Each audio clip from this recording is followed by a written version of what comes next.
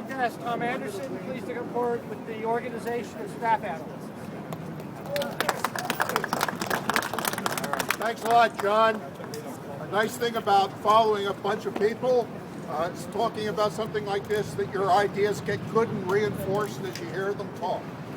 We've spent and are in the process of spending $1 billion on a time card system. How much is that? That works out to be 10,000 or more teachers. That works out to be 10,000 or more policemen. That works out to be 15,000 or 16,000 clerks, analysts, all kinds of people that could do things better in this city than what's been done. This was done with malice aforethought. The city had a way of doing the same thing and getting the accounting system that they needed to link FISA and the time card system. They had a system, a department called Do It. It was much developed over the 90s. It had set up a citywide communication program that links all city agencies and is in fact being used by our consultants to do exactly the same thing. They had developed a completely automated system called AutoTime. It existed in the Human Resources Department. It functions very well. The city owned the software.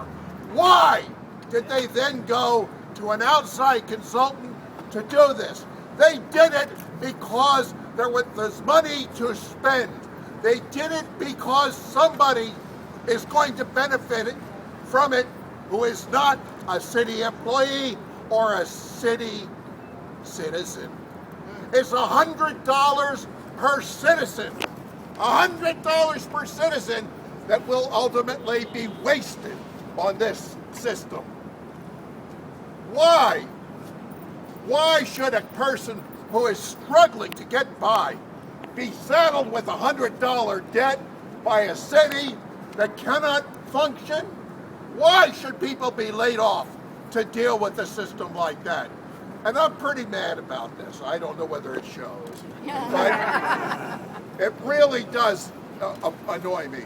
I testified, and so did John, in virtually a couple dozen people here back 2 years ago when the city council held hearings.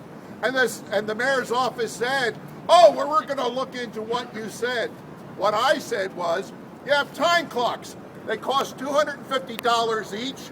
They can be maintained for about $10 or $15 a year.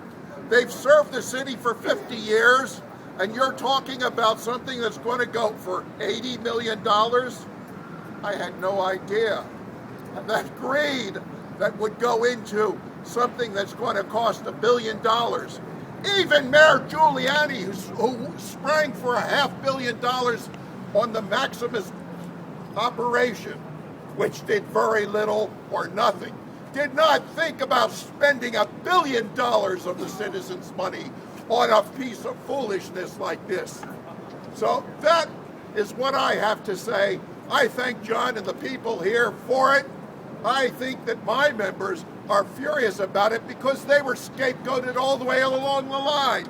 It may not have occurred to you, but the whole premise of this is that our city employees, and this was I got from one of the city leaders, our city employees steal a couple $1 million worth of time a year by clocking out 5 minutes early or 2 minutes late. Well, by golly, in another 150 years, that will be all paid for. Woo! Woo! Woo! Awesome speech. Woo! Tell us how you really feel.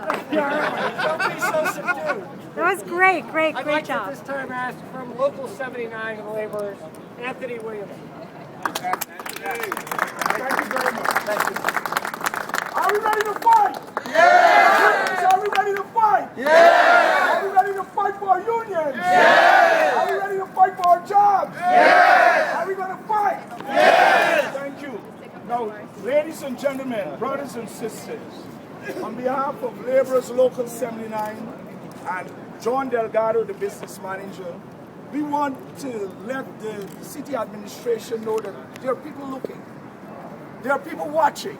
This is an attack on the middle class of America. We're here because we feel that one day we will be on attack too.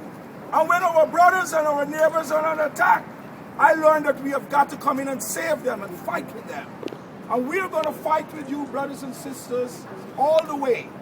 And we want to send a message to this administration that we're in support of you, and whatever cuts are made, we would like the administration to look at it very carefully. Okay?